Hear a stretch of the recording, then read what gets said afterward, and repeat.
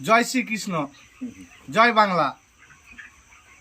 আমি বেঙ্গলি দাদা, পাকিস্তানি পন্থী বাংলাদেশিদের জন্য কিছু বলতে চাই।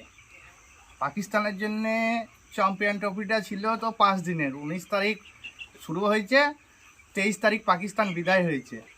আর বাংলাদেশিদের জন্য ছিল 7 দিনের, আর 2 দিন বেশি। দুজনে তো এখন ভাই ভাই। তো কথা হচ্ছে, পাকিস্তান টেস্ট খেলছে না ওয়ানডে খেলছে আমি কিছু বুঝতে পারছি না। তো ওভারঅল 2টো ম্যাচ খেলেছে পাকিস্তান, ডট বল খেলেছে 302, মানে 50 ওভার 2 বল ডট খেলেছে 2টো ম্যাচে। অর্ধেক বল ডটই খেলে যাচ্ছে। পাকিস্তান টেস্ট খেলছে না ওয়ানডে খেলছে কিছু বোঝা যাচ্ছে না। সেই পাকিস্তানকে নিয়ে আবার বাংলাদেশিরা গর্ব করে। আর বাংলাদেশের তো 2টো রিটায়ার্ড করার মতো প্লেয়ার আছে। পঞ্চপাণ্ডবের মধ্যে 2 পাণ্ডব এখনও খেলছে।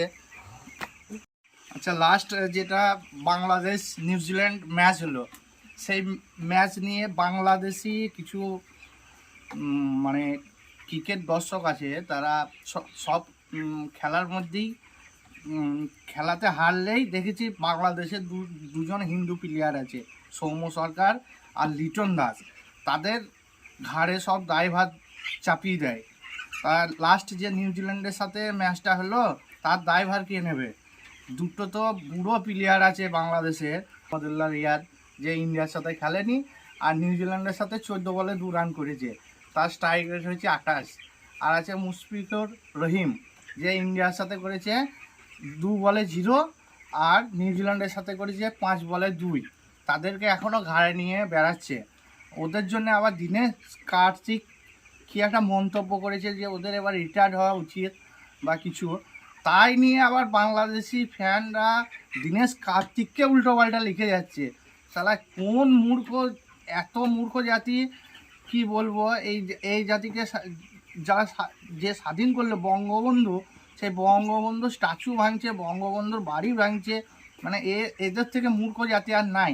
এরা সেই চিল্লে কম ঠিক কি না, ওই মেহফিলগুলো দেখে আর এইসব কাজকর্ম করে বেড়ায়। এরা প্রকৃত জঙ্গি। এরা বাংলাদেশি যে ছাত্র আন্দোলনের নামে জঙ্গিবাদ কায়েম করার চেষ্টা করছে।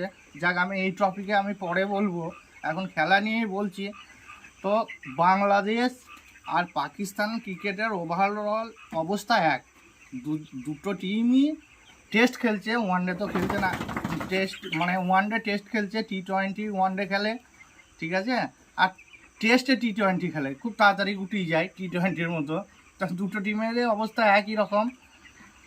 সেখান থেকে আমাদের আফগানিস্তানের টিম, তাদের খেলা অনেক ডেভেলপমেন্ট করেছে। আফগানিস্তান লাস্ট 2023-এর বিশ্বকাপে অস্ট্রেলিয়াকে সাথে টক্কর দিয়েছে, ইংল্যান্ডকে হারিয়েছে, নিউজিল্যান্ডকে হারিয়েছে। চ্যাম্পিয়ন ট্রফিতে অস্ট্রেলিয়াকে হারিয়ে, T20 বিশ্বকাপে অস্ট্রেলিয়াকে হারিয়েছে, চ্যাম্পিয়ন ট্রফিতে এখনও পর্যন্ত ইংল্যান্ডকে হারিয়েছে। যদি অস্ট্রেলিয়াকে হারাতে পারে সেমিফাইনাল খেলবে।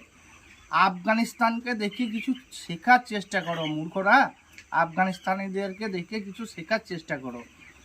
ওই শুয়োরের বাচ্চাদের মতো উল্টোপাল্টা কমেন্ট, উল্টোপাল্টা কথা, ঠিক আছে। সেদিন আবার লিখছে বিরাট কোহলি চুরি করে সেঞ্চুরি করেছে। আরে চুদির ভাই, চুরি করে 82খানা সেঞ্চুরি করা যায়? 82টা সেঞ্চুরি তোদের গোটা টিমের প্লেয়ারদের আছে, সবার মিলিয়ে 82টা সেঞ্চুরি আছে?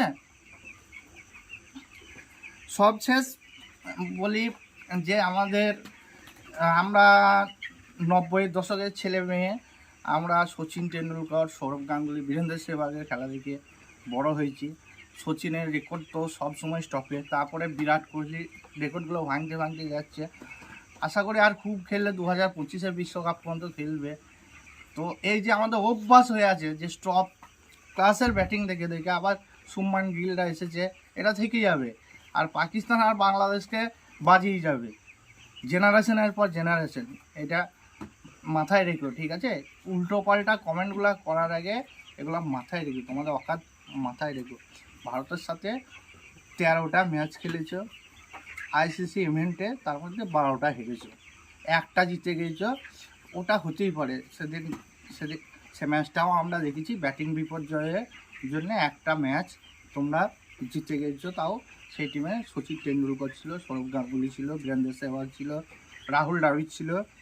তাও আমরা হেরেছি, হার স্বীকার করছি, কিন্তু 12টা তোমাদেরকে হারিয়েছি। চলো, শুভরাত্রি।